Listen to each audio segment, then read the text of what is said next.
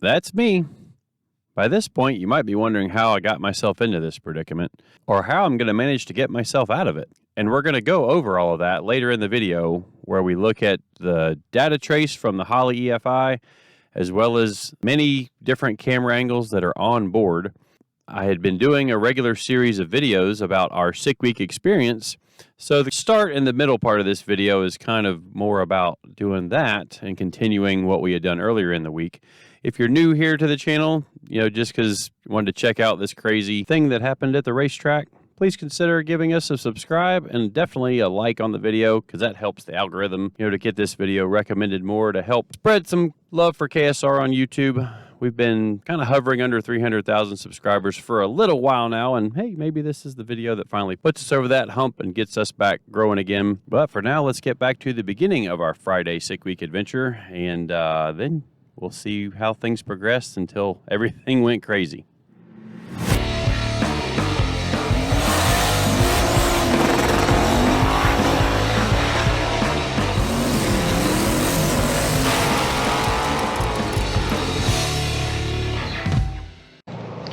Well, we have made it to the final day of 6 week 2024.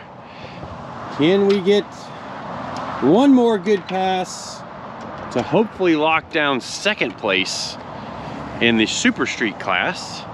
The guy leading with his Chevy 2, the Aussies, Mike Ward, I think is his name, Mike Ward. He went real fast. He went like 7:14 to really put his average, I think, actually down into the 7:30s. Well, we can't go that fast. We can only go 750s. And it's just our chassis cert. I saw some discussion on the internet about why. He could go faster, but we can't. Well, he's legal to go faster. He's got his licensing done. He has his chassis work all done. And like I've talked about before with SoccerMom, she's not legal. And to upgrade the car to be legal would require a complete removal of the cage that is in the car. For the time that we have, that really doesn't make sense, especially when we've got my Cutlass in progress in the shop.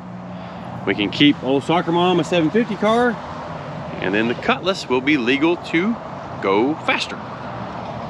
But anyways, back to 6 week 2024. It's been a pretty good week so far. One and done at every track.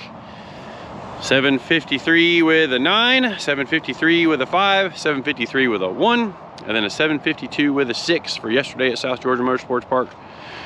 The drive went pretty good, other than thinking we had a wheel flying off, which we didn't. And yeah, I'm gonna stop yammering and get to the track so that we can get ready to hopefully put down that one more good pass. And if that goes well, we're gonna see how fast we can make her go in another couple of passes. Well, everybody, you can't make this stuff up. Literally pulled out of our parking spot right over there, turned the corner, and she shut off. And a bunch of red lights on the dash, which means we've got a sensor upset somewhere. So we've got a sensor that's crossing, we've had a sensor fail or something that's just made everything mad all across the sensor ground channel or something. So we're gonna start unplugging sensors and see if it comes back, and then we will get to the track, hopefully. Wow. I think we can. Last day, freaking wow. We're dead in the middle. All right, so first thing we did is unplug everything under the engine, under the hood that is non-critical. So let's see if that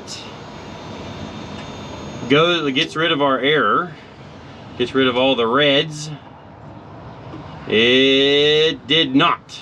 Okay. Yeah, everything's dead. Fuel's dead, water's dead. Boost, I mean, literally everything. I mean, I suppose it could be a sensor ground. Brake pressure is reading -32. Yeah, it's like the sensor ground's dead everywhere. This is a problem. All right, so mad thrash unplugging every sensor we could get to on the car. Still was messed up. Will managed to get his hand down and unplug the crank sensor, and everything came back. So, is it just the crank sensor? We're gonna hammer a crank sensor in it and find out. Well, we replaced the cam sensor, or the crank sensor. I'm lost, frazzled. Car's all jacked up, crooked in the parking lot.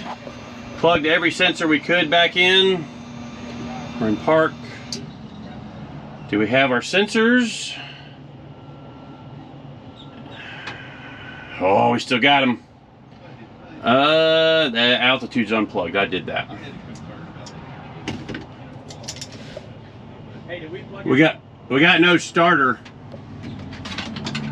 this part? Yeah.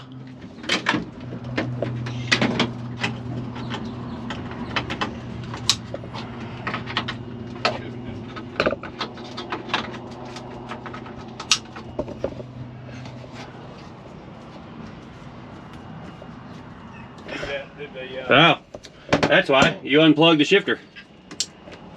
Yeah, I did. I unplugged everything.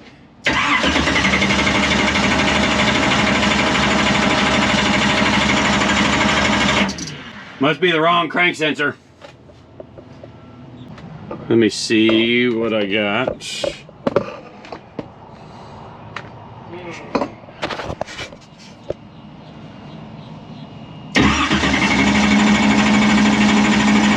No, crank sensor's hooked up.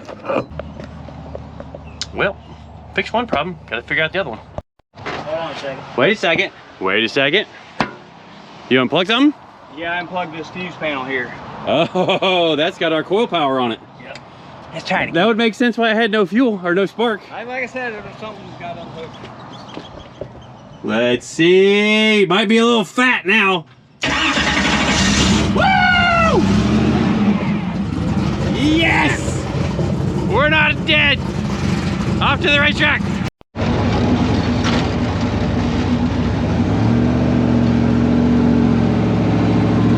We made it! Woo! After that panic this morning, we weren't so sure. This is half the battle, is just getting here. Now we can get back into our track routine. Get back into our track routine and see about wrapping this thing up. Woo, it's a big relief to get here.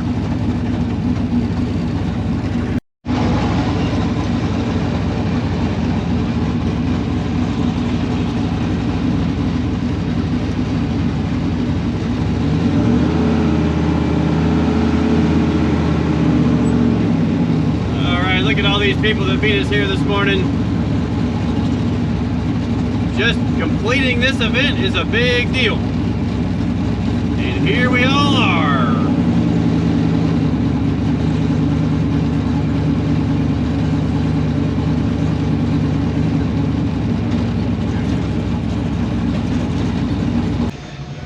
Well, another day, another two-step check. And the air is substantially worse than what we've raced in so far. So, but I only need to go a 56 to lock in or second place, not first place, second place. So the best air we've raced in, or the worst air we've raced in so far this week has been 1,000. So, 1,350, 1,400 is not too far off.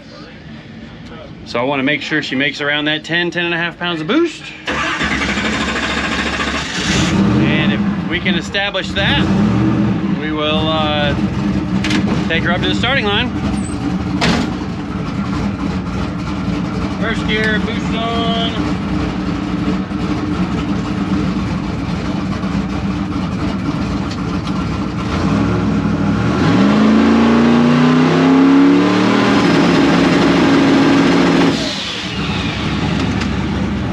It struggled to get to 10. We're gonna have to bump her a little bit.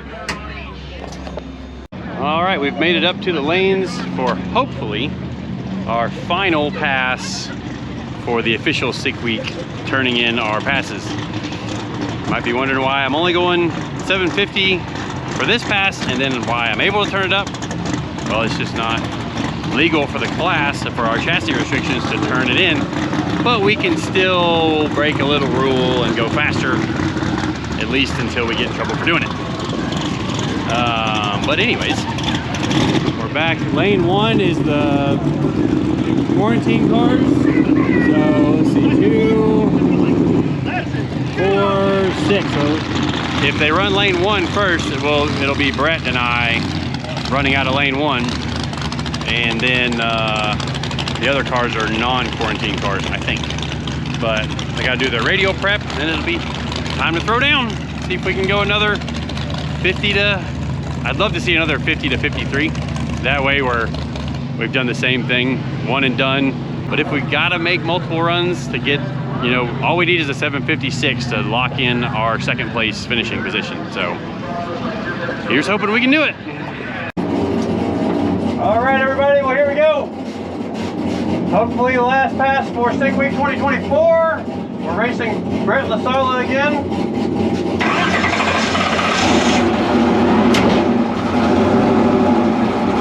Maybe we're not running Brett LaSala.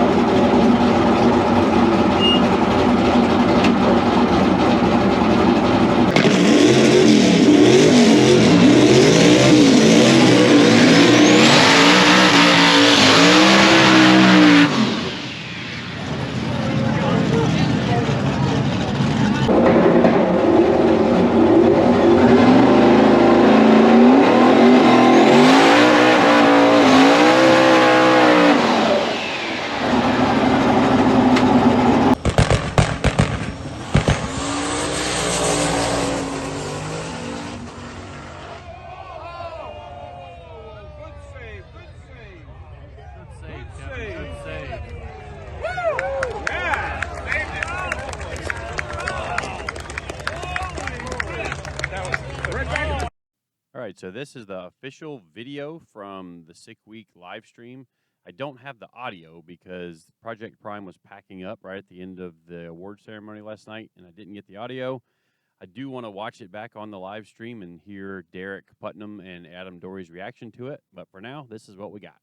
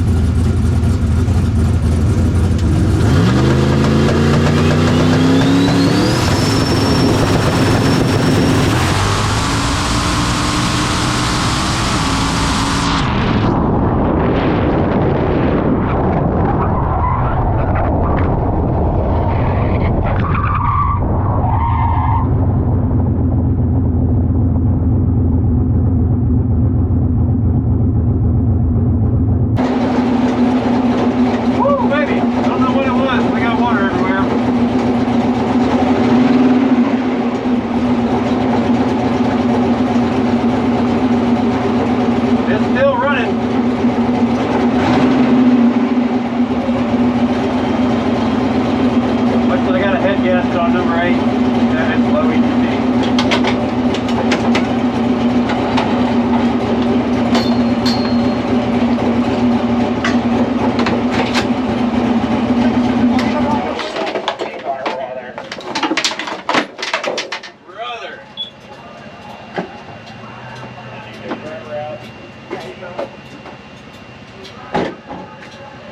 Good, brother? Yeah, I think so. Did you make any contact? Did you make contact with anything? No. Yeah, dog. Dude, You drove the out of that thing on me. Dude, you started right towards me at the end, and I was like, holy shit, he's gonna eat that wall. Oh my god, that was a hell of a ride. Dude, I watched it dart right towards me at the 8th spot. I was like, that ain't good. Make sure it's not cooler. It's water.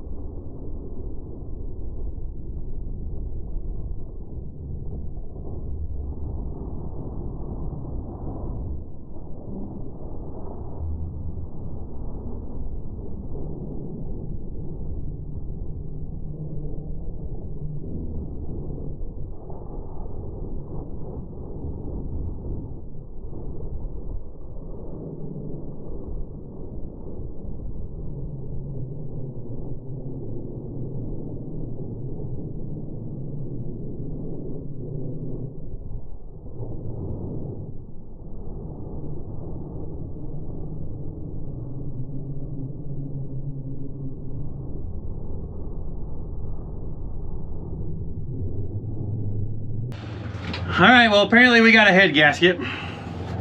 And apparently I can still drive. I don't know what the onboard footage looks like because you guys have seen it and I haven't. But I felt like it was my driving that kept it off the wall. I was going left and going right and throwing the chute out, popping the brakes so it'd get a little bit of traction here and there.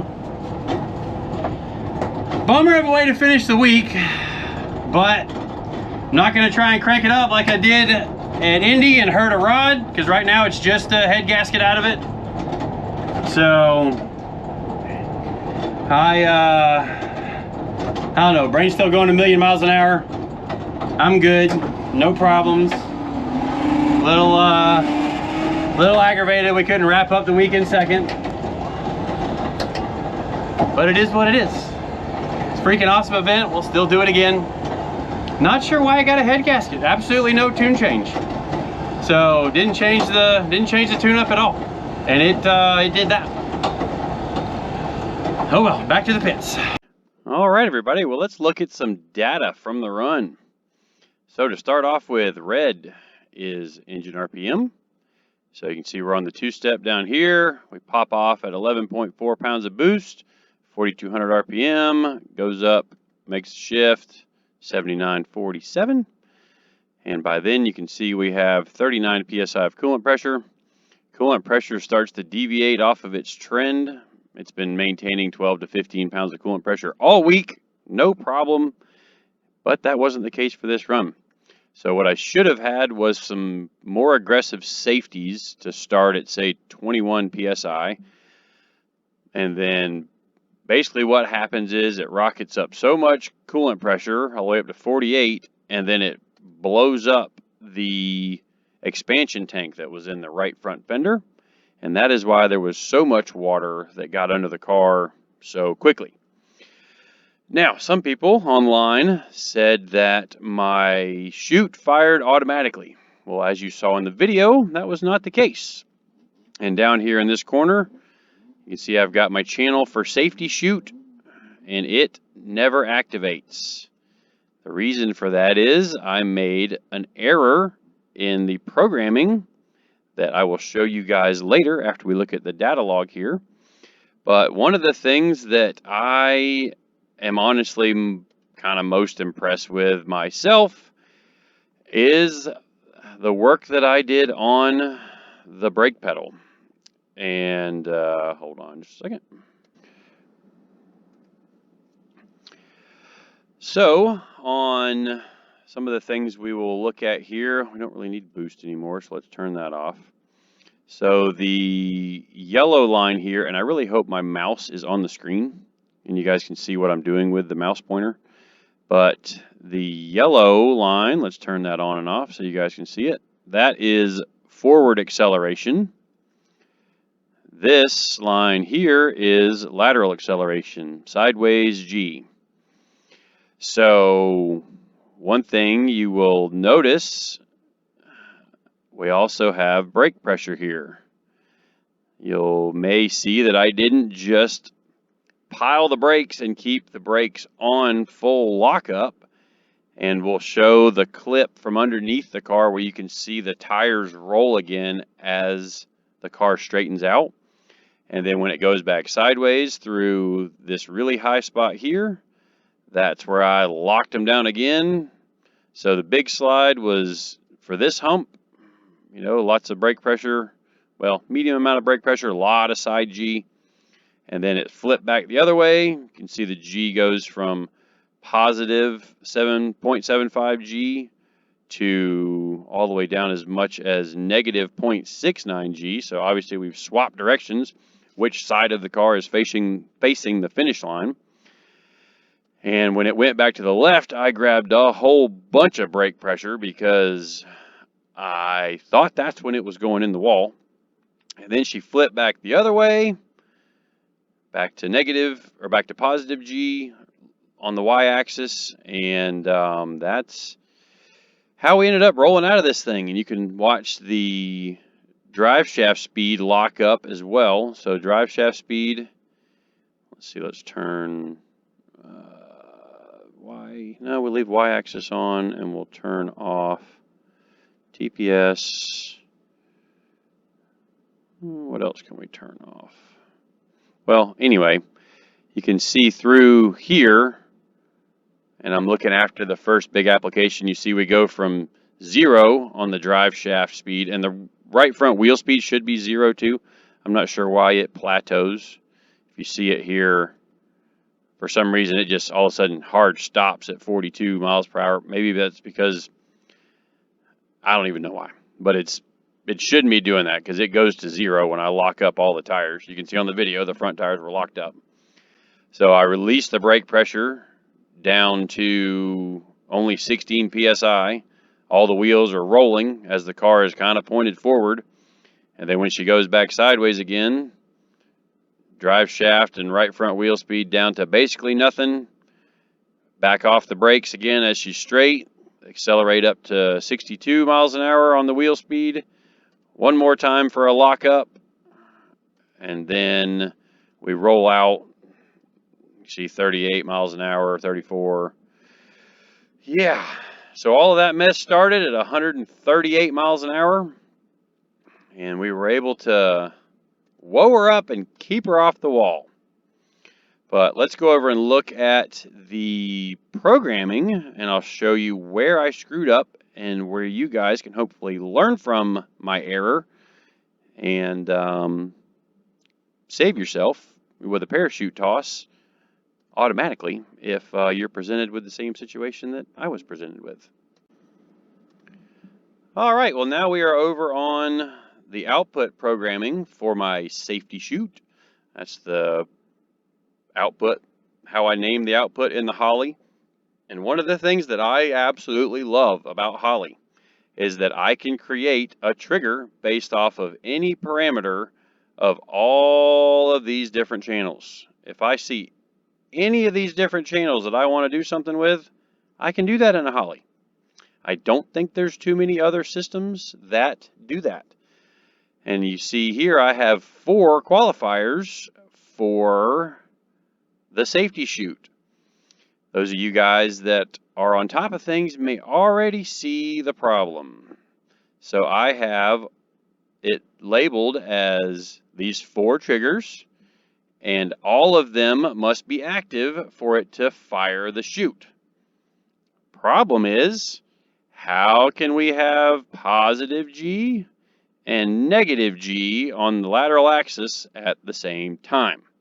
So the boost time qualifier is good. The wheel speed right front qualifier is good, you know, over 100 miles an hour, over 1.5 seconds into the run. But the problem is on SoccerMom, she is out of outputs, at least on the ground. So here's the safety chute over here on J4, B7. Ground is full. So I need to do something with combining an output and making it where 2 different programs aim for the same pin on the computer. Because obviously there's no way to have positive G plus these other 2 triggers and negative G on the same channel, because it's simply not possible to have positive and negative G on the same axis at the same time. So that's where I goofed up. Some like a VPS will, I believe, do this feature. I'm programming a car with a VPS here, hopefully in a few months, and I'll be able to learn that myself. But for all of you guys with Holly, create 2 channels and then aim them either at the same trigger for your relay that fires a little air ram that fires off the parachute handle, or you'll have to do something to, you know, create 2 separate outputs, one for positive G, positive lateral G. Over 3/10 would have been great. I thought I had gotten that wrong initially when it didn't fire and I had to reach up and smack the chute out. So what you need is a positive G plus boost time plus mile per hour on one output, and then on the other output, negative G plus the boost time plus mile per hour. Now, the reason I did some of these other qualifiers is to not have the parachute fire off in the water box. Like say you slide sideways out of the water box and the car snaps and hooks up, it would throw the chute out if these other 2 qualifiers weren't there, because unless you're Stevie Fast or John Force, you're not going 100 miles an hour on your burnout. So anyways, let's get back to the rest of the video, and appreciate everybody watching and following along, and hope maybe this helped you guys. Certainly helped me learn some things I needed to change so that I can make not only my car better, but the cars we build at KSR. Like, that's not the way I wanted to make the highlight reel, but I guess did I do all right? Nah, I was too busy trying to save it and I was to get scared. But looking at the EGTs, because it was still running after the run, I think it got number 8, which is weird, but oh well. We'll get her fixed and come back and do it again. Well, here's part of the problem why it got really, really ugly. Is it blew up the expansion tank, which I'm assuming it probably only did that because it launched the head gasket out of it. Oh well, it is what it is. I'm glad it's all in one piece. We can put it back in the box, give her a bath, hopefully just chuck a head gasket in it and figure out what to do next. All right, well, I was at least smart enough to not try to crank it back up again like I did in Indy and bend the connecting rod. So I'm thinking number 8's probably full of water. Ready? Go ahead and kick it.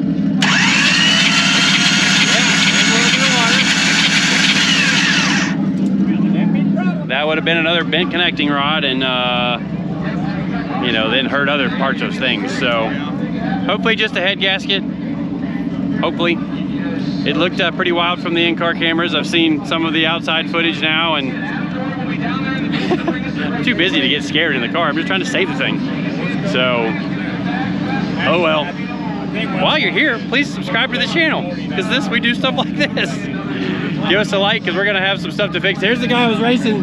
Thanks for not running me over. Driving, I was like, shit, do I keep it floor? Do I just got over to the side and threw the chute. I saw you one time come close, and I'm like, ah, okay, he went by. I've driven dirt a bunch, and you were coming, and I'm like, oh, he's gonna come right in my rear. But then I saw the film from above, and you cut her back and went the other way, and it was that was freaking nuts. So thanks for not running me over. No problem. That was being aware too, because you could have just been tunnel vision and drove right through me. So I saw it start to smoke, and I'm like, oh shit! And then when I saw it wiggle, I was like, quick, do I floor it, lift it? I just lifted through the chute. Cool. So I'm glad that you saved it. You're good. I'm good. Yep. You still make another run, win your class? I don't know. I think after that, I won. I needed to run 11. I ran a 9.0. I think I'll turn that slip in, win the class. All right. Go practice at Bradenton for Streetcar Takeover in a couple weeks. All right. Well, congratulations on stick shift. Thank you much. All right. We'll see you later. Thanks, man. Did you see the video of it? Yeah, I've seen a couple of videos. Like, it's wild.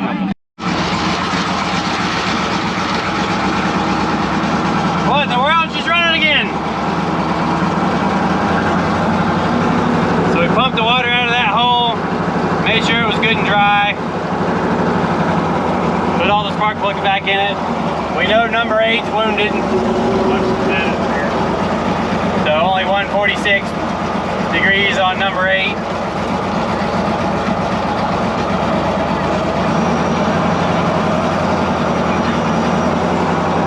So we'll take her home and get her fixed back up.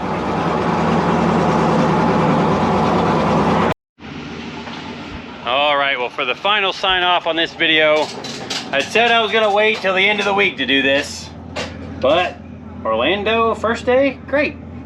Bradenton second day, great. Haynesville, great. South Georgia, great. This day, no. Sad face. That's gonna wrap it up for this video. Thankful we don't have a tore up race car. Can't be too upset about what happened. And talking to some other guys who are up there putting head gaskets on their pretty rowdy LS turbo combination, kind of seems like that these drag and drives just might be something that you need to stay on top of, is retorquing the cylinder heads, especially with a brand new fresh combination. So that'll wrap it up for this video. Appreciate everybody watching, subscribing. Thank you to all you new people that are paying attention to the channel. I'm not sure how well this video is going to do. I mean, hopefully it's pretty exciting with all the drama that went down. But see you guys next time.